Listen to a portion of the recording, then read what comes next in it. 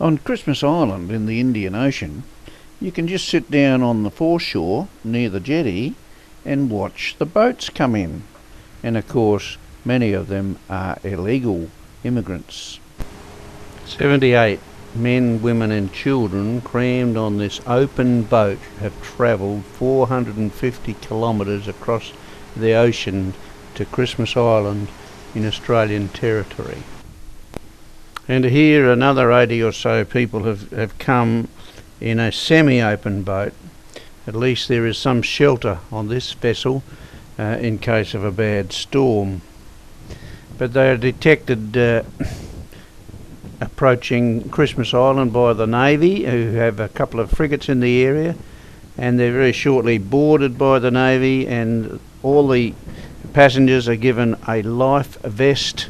Once the Australian authorities have control of the boat, they escort it to a mooring about a half a kilometre offshore from the Christmas Island wharf, where the boat is tied up, and then a barge is taken out to the illegal vessel, and small groups up to 10 or 12 illegal immigrants are loaded on the barge and transferred to the shore.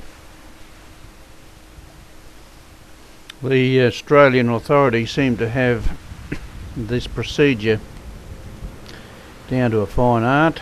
They have the illegal immigrants seated at all times on the barge, and they're watched over by armed Australian police officers, customs officers and Navy officials. Once at the Christmas Island jetty, the barge is lifted on the big gantry, so that the people can be offloaded onto the jetty. Also on the jetty are the buses waiting to take the immigrants to the detention centres. The men are taken to the main centre, and the women and children are taken to a different location on the island.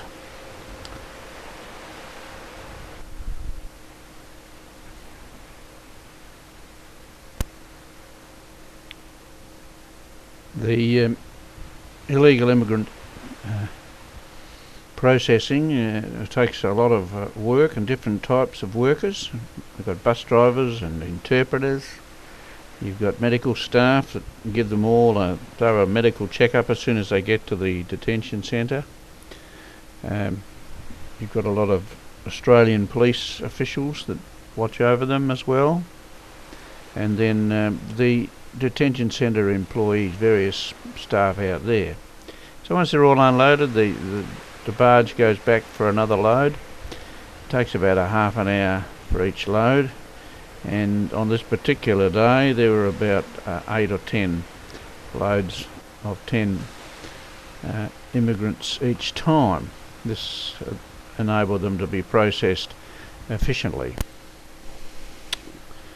Once the illegal immigrants are on the jetty, they have to remove their life vest, and then they sit on the ground and are waited until the police and customs people can search them thoroughly. Their baggage is separated from them, and that is also searched for illegal materials.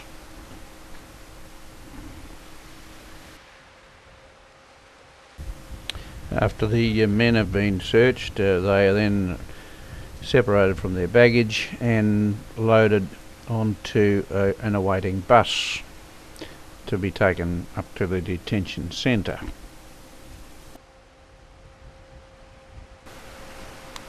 Meanwhile, the next group have arrived from the offshore position, and they too have to be processed, loaded onto the jetty,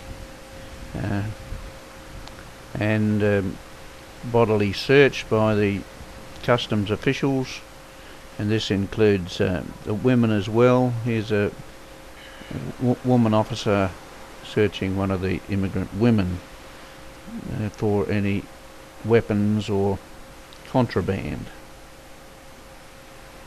After all the passengers have been removed from the boat and brought ashore, they are then loaded on the buses and taken to their respective accommodation at the detention centres on Christmas Island.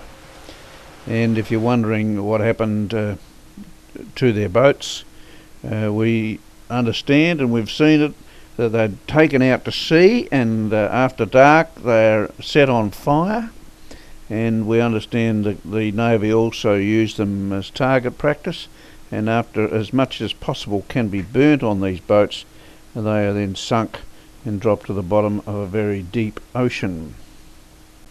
The crew on the boats usually are charged with people smuggling and end up facing long prison sentences in Australia. Their customers, the illegal immigrants themselves, face a long wait while their applications for immigration are assessed.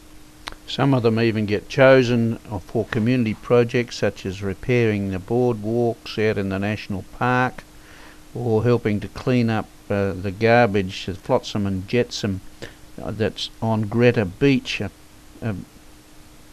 turtle nesting site on the island. And I even noticed there were 20 or 30 of them that took the opportunity to go to church.